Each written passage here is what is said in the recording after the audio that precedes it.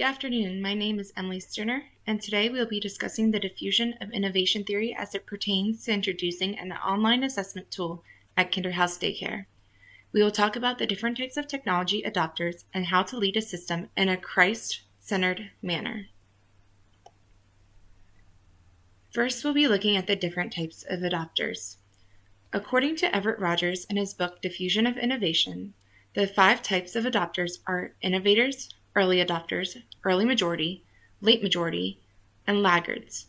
Rogers states innovators are those in a system willing to experience new ideas. They often face unprofitable and unsuccessful innovations as they are the first to test the new technology.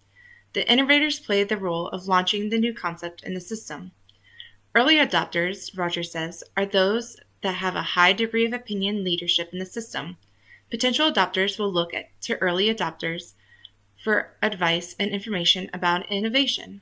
They'll help decrease uncertainty about a new idea by adopting it and conveying an evaluation of the innovation to peers. The early majority will adopt an idea right before the average member of a system. They have a deliberate willingness to adopt, but will not lead the adoption process. They are the link for diffusing to those who have yet to adopt the technology. Rogers goes on to describe the late majority as skeptical. They will often adopt due to economic necessity and increasing peer pressure. They will wait until most others in their system have adopted the technology. Rogers then talks about laggards. He says that they will be the last to adopt. They are suspicious of innovation and change. They want to be sure that the new idea will succeed before they adopt it. Those categorized as innovators, early adopters, and the early majority tend to be those in a system with more technical knowledge and experience with technology. For implementing the assessment program at Kinderhouse, we will want to provide hands-on training for all employees.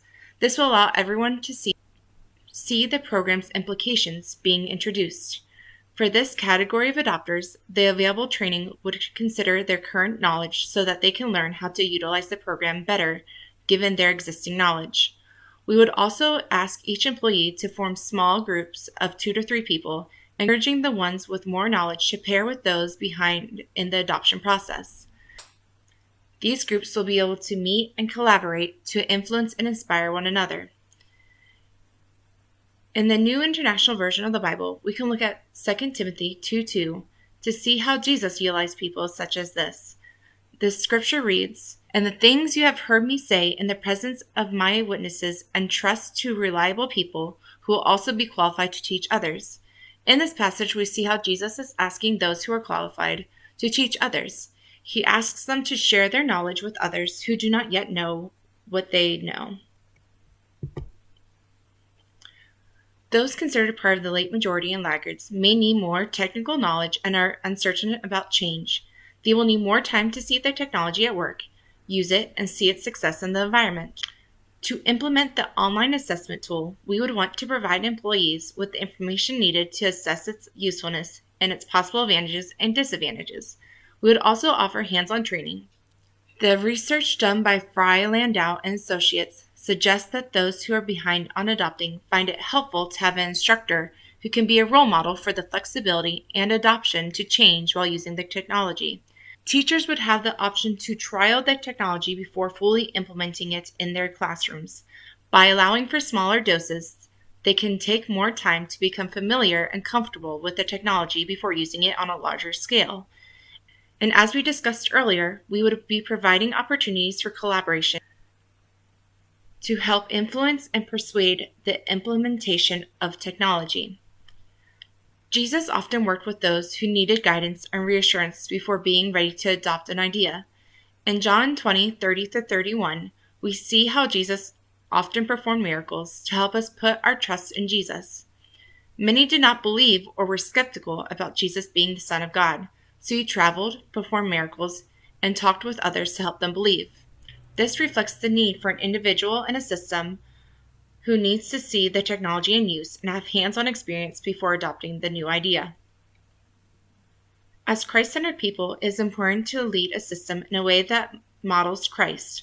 In Colossians 3:12-14, we read, "Therefore, as God's chosen people, holy and dearly loved, clothe yourself with compassion, kindness, humility, gentleness, and patience. Bear with each other and forgive one another. If any of you has a grievance against someone, forgive as the Lord forgave you. And over all these virtues, put on love, which binds them all together.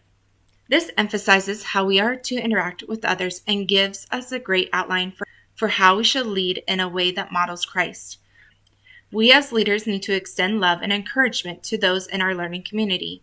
We need to support them and show them compassion and kindness as we work together.